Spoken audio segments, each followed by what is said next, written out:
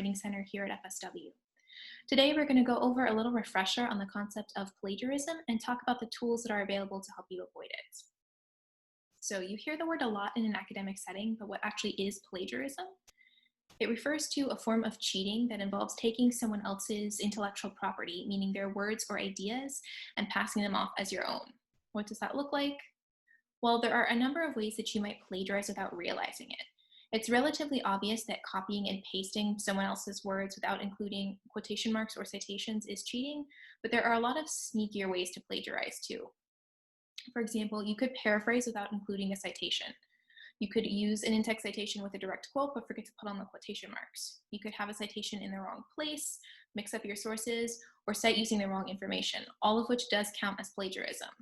Then obviously there's buying, stealing, or copying someone else's paper, which is the most extreme example. In general, though, plagiarism is one of those things that can be really subtle to fall into. It's easy to think that it doesn't matter too much if you don't bother spending time on your citations or even don't put them in at all because you think you won't get caught. But one important thing to remember is that any paper you turn in to FSW on Canvas goes through a service called turnitin.com. And Turnitin can be a little bit confusing, so to clear that up, this is a database and search engine that flags words or groups of words in your paper that are similar to other authors' words, whether that's authors published on the internet or other students who have turned in a paper through any school that uses Turnitin. We'll then give a readout of all the sources with the same groups of words.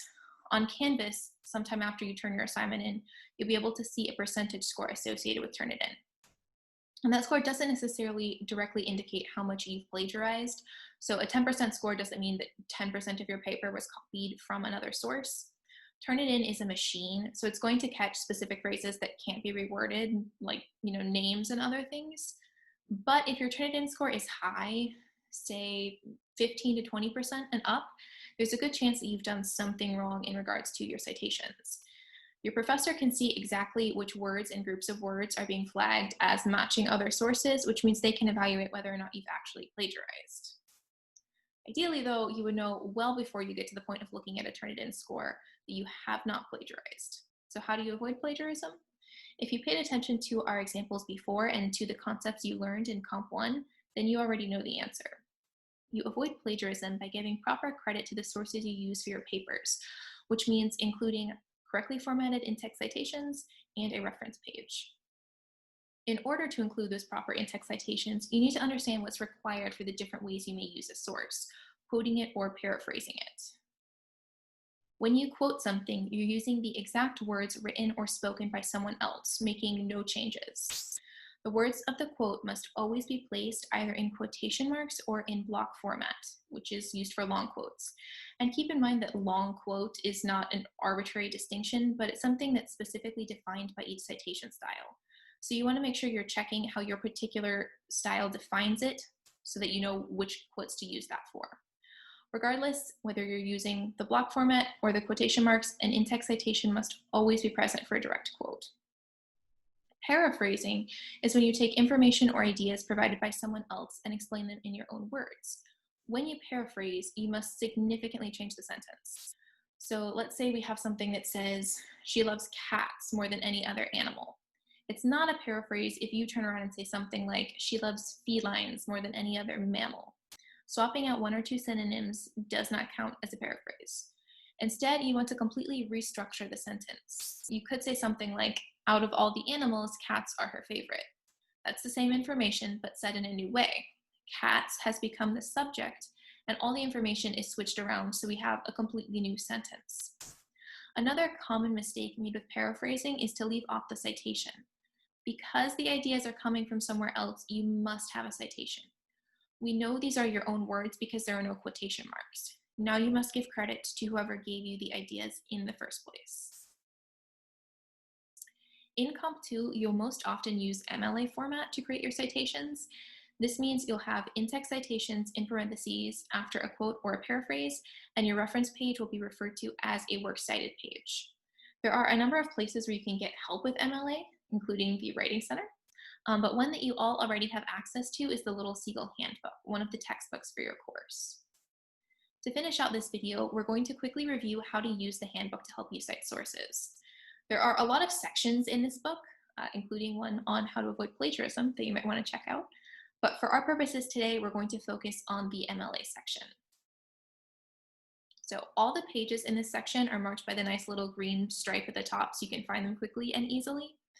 When you first turn to the section, you'll see this directory or table of contents. They have one for both in-text citations and for works cited entries. The first thing you'll want to do is find your type of source on the list. So let's say I have an article that doesn't list an author and I want to make an in-text citation for it. The first thing I'm going to do is look at this table of contents to find my type of source. Here they've called it author unknown. It's number 7 and it says it starts on page 125. So I turn to page 125 and there at the top I see 7, author unknown. The book gives a brief explanation of what I need to do and then follows it with an example of what that would look like in a paper. This in-text citation will include the title of the article in quotation marks in parentheses at the end of my sentence. So back on the table of contents, let's look at a works cited entry. If I have a journal, I can see that journals are number 8 and they start on page 136. So I turn there and I find number 8, article in a journal. And once again, they have an explanation of what I need to do, the pieces of information I need to find, and then an example of what that's actually going to look like. And note that for a journal, there are actually a few examples spread across a few pages. So there's an option for a print journal that I've actually looked at in person, and then another one for an online journal that I've looked at on the computer.